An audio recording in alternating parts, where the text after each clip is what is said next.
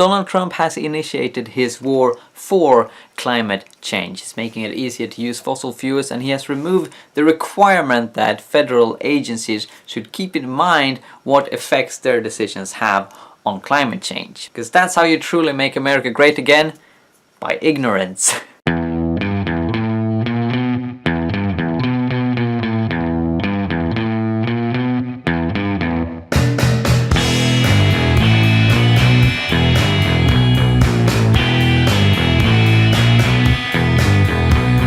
I doubt that the American Christians who voted for and supported Trump denies climate change. Some of them do, certainly, but I think a lot of them don't. They just don't seem to care that much about that. And some might think, why would they? Does the Bible talk about climate change? I think not.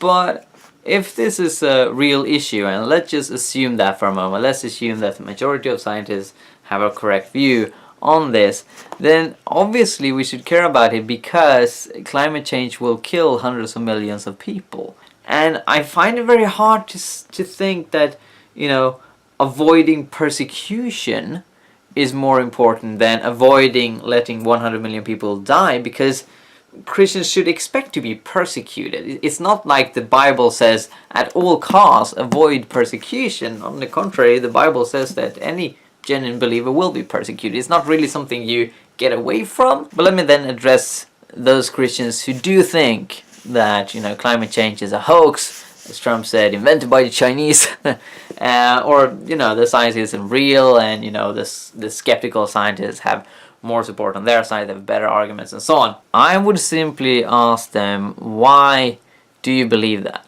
Because you can't just point to, look, here's a scientist saying that climate change isn't real, because you will have many more scientists saying that it is real and that humans contribute to climate change. And it might be hard for Americans to see this, but out here in the rest of the world, we don't have much of a problem accepting the climate science, because we don't have any reasons not to. And compare this with the evolution versus creation debate. I think it's understandable that many Christians say evolution is wrong, because even though I don't agree with their interpretation of the Bible, I see why they want to have a literalistic reading of Genesis, and so they find problems with the contemporary science. That makes sense. What doesn't make sense is when Christians say, hey, that climate change science is a bunch of crap and we should not believe in that. What are the incentives of even saying that? Why is that a trend, Christians denying climate change science?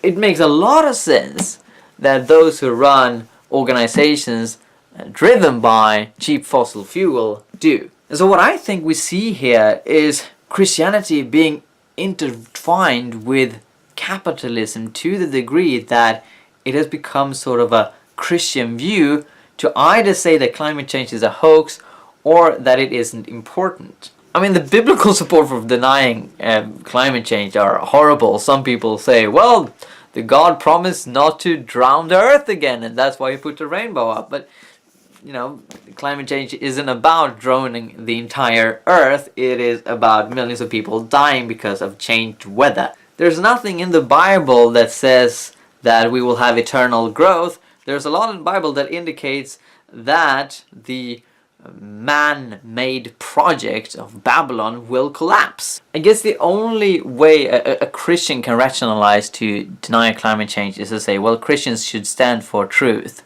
and it simply is the truth that climate change is wrong. But again, what's your basis for saying that it's true? Pointing to a climate scientist saying climate change is a hoax doesn't lead you very far, because there are also scientists who agree that climate change is real and that it's man-made, and that have just as much credentials, in fact I would say even more, and they are in a majority.